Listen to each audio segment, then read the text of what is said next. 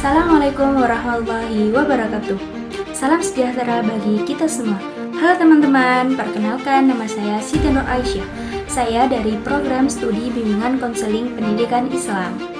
Cuplikan yang baru saja kita saksikan menggambarkan sebuah peristiwa kecelakaan yang dialami oleh seorang siswa. Meskipun luka fisiknya telah berangsur pulih, pengalaman tersebut meninggalkan trauma yang membuat siswa masih merasa cemas dan bahkan takut dalam menjalani aktivitasnya dalam kehidupan sehari-hari.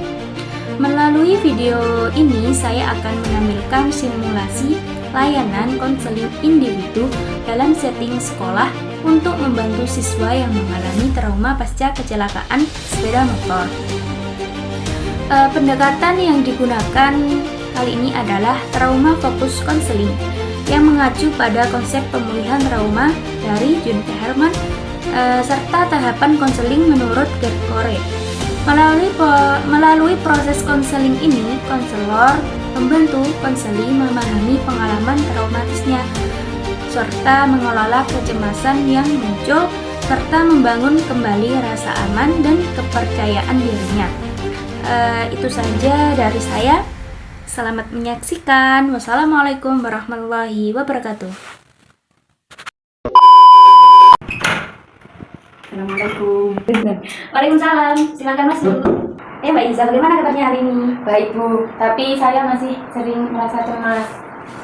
Baik, terima kasih sudah jujur untuk menyampaikan perasaannya.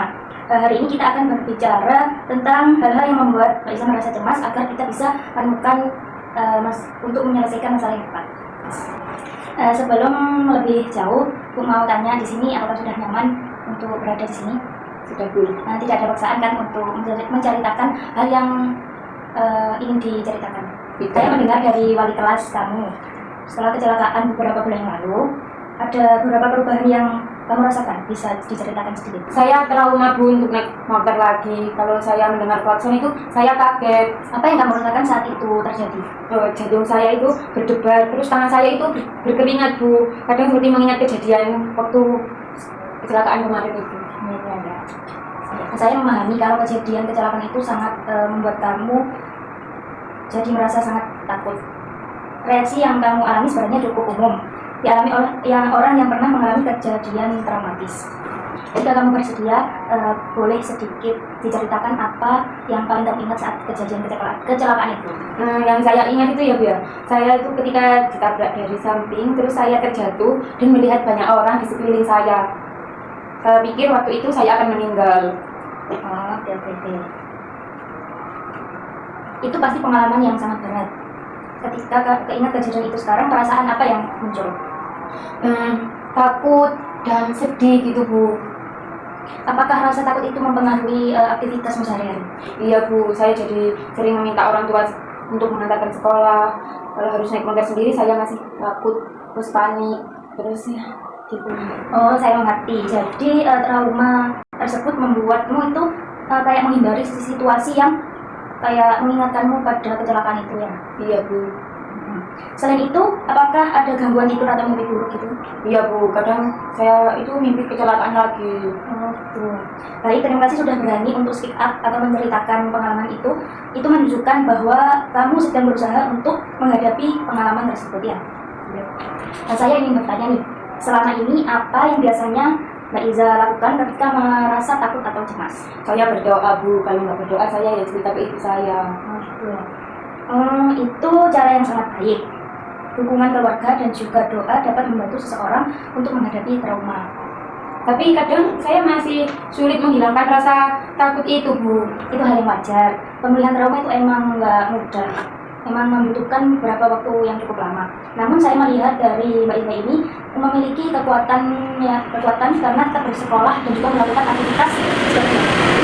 Memang saya berusaha dulu. Baik, saya akan mengajarkan teknik sederhana untuk mengurangi kecemasan. Coba sekarang tarik nafas, terus hembuskan perlahan. Tahan sampai 4 hitungan, lalu keluarkan perlahan. Nah, bagus. Teknik ini bisa kamu praktikkan ketika kamu merasa cemas atau takut ya. Iya Bu. Baik, saya juga akan mengajakmu bahwa melihat kalau kecelakaan itu pengalaman yang menyakitkan.